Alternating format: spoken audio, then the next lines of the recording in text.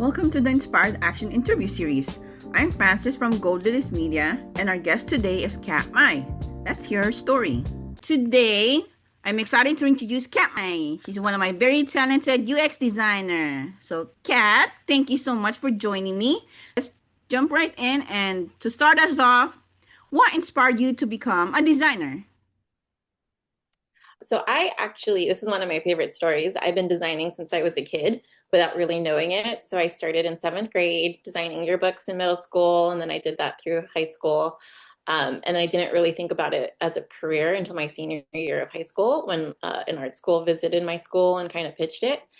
And so I've been designing my whole life. And I think for me, what I love about designing is it's a way to be visual and creative, but there's a purpose to it. Like there's always a reason why you're designing.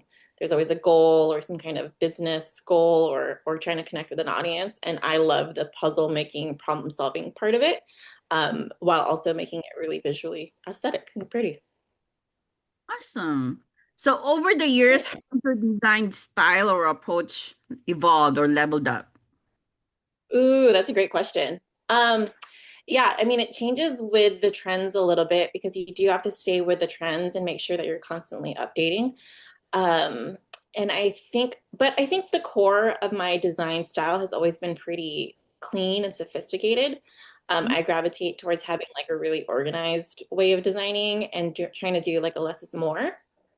But where I've really been pushed and challenged, which is like really fun, is when you get clients who have a design that needs to reach a specific audience or needs to be really creative or forward thinking or trend setting and or hitting a market that I'm not used to hitting. So like if it's like a young professional male, right? Like I'm not a young professional male, so trying to think outside the box for that. I think that's really fun. And so it's been really cool playing with like new trends that have come up that are maybe quirkier or louder or a design style that's I'm not used to. That's really fun, but trying to ground it in my same style and aesthetic so it's still clean, it still works, it's still effective, and still like recognizable.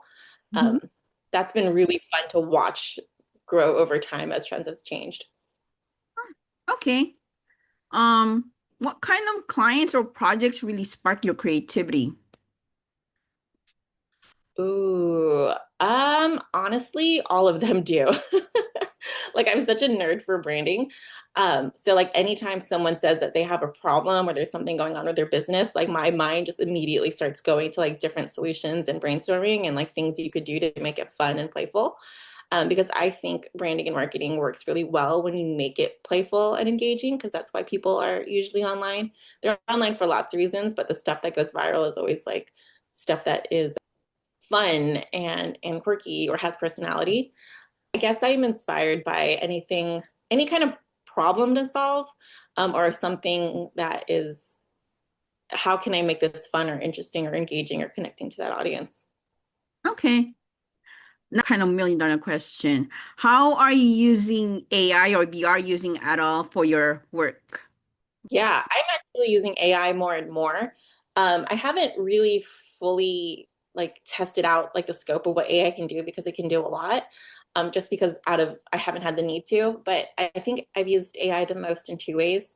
Visually, it's really helpful in like Photoshop where a common problem is like you have an image you want to use and it's not large enough. So I can use AI to expand the space or to fill in. Sometimes it comes up with weird things, which is really fun.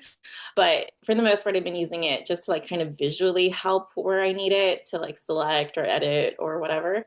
Not so much in the designing, because I think that's still really key to like being a designer is being the eye that sees it and dictates where these things go. But just as like a tool and a support. And then I've also been using it a lot personally for like content writing or coming up with ideas or brainstorming verbiage and words, outlining things, project managing, creating lists, like that kind of stuff, exploring content and ideas.